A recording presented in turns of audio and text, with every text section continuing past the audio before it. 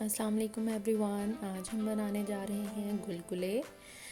اس کو ہم میٹھے پکوڑے بھی کہتے ہیں۔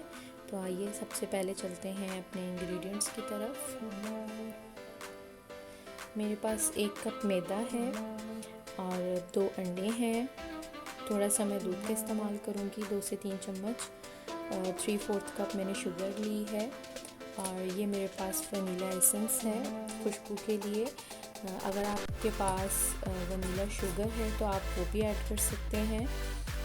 اور اس کے ساتھ میرے پاس ہے بیکنگ پاؤڈر۔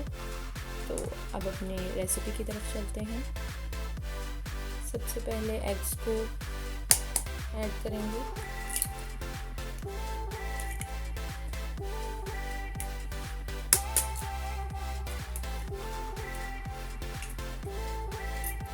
ایگز کو میں نے اچھی طرح سے بیٹ کر لیا ہے۔ اب اس کے اندر میں ایڈ کروں گی 2 to 3 ٹیبل اسپون دودھ کے،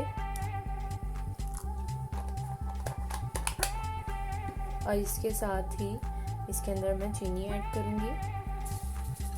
آپ اپنی مرضی کے مطابق اس میں شوگر کا استعمال کم یا زیادہ کر سکتے ہیں اپنی ٹیسٹ کے اکارڈنگ۔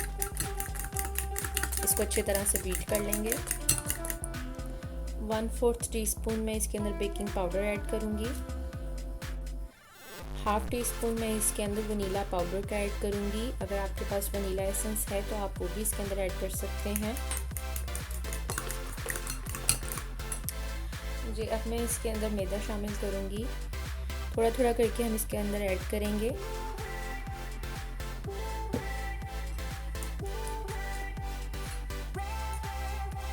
شوگر میں نے اس کے اندر ساری ایڈ کر دی ہے، اور تقریباً 3/4 کپ کے قریب جو ہے وہ اس کے اندر میدے کا استعمال ہوا ہے، اور یہ اس طرح کی کنسسٹنسی اس کی ہو چکی ہے۔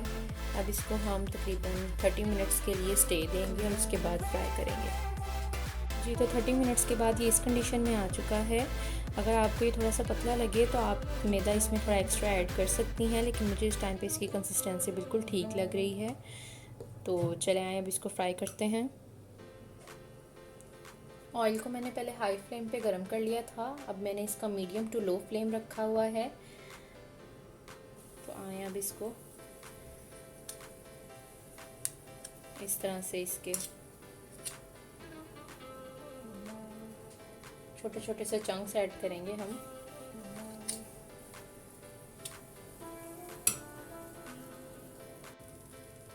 فلیم کو آپ نے میڈیم ٹو لو ہی رکھنا ہے، بہت زیادہ ہائی نہیں کرنا۔ اگر آپ تھوڑا ہائی فلیم رکھیں گے تو یہ ایک سائڈ سے زیادہ براؤن ہو جائیں گے، لیکن اندر سے کچے رہ جائیں گے۔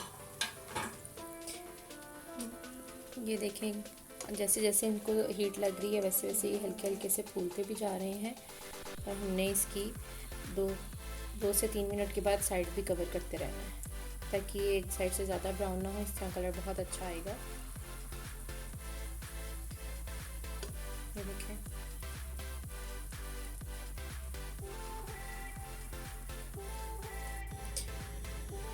تو یہ میں نے کچھ فرائی کر لیے ہیں، بہت ہی کرسپی سے بھی بنے ہیں اور بہت سافٹ بھی ہیں۔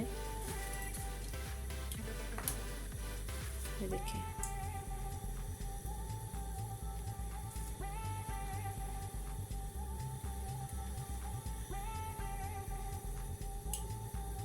اسی طرح میں باقی سارے بھی فرائی کرتی ہوں۔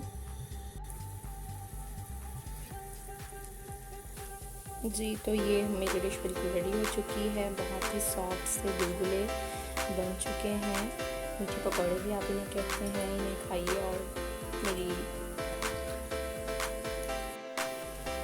تو گلگلے میں نے سارے فرائی کر لیے ہیں۔ آپ اس کو افطاری میں بنائیں اور یا بچوں کو لنچ باکس میں دیں، بہت ہی مزے کے لگیں گے۔ اگر میری ویڈیو پسند آئے تو لائک اینڈ سبسکرائب ضرور کیجیے گا۔ تھینک یو سو مچ۔ اللہ حافظ۔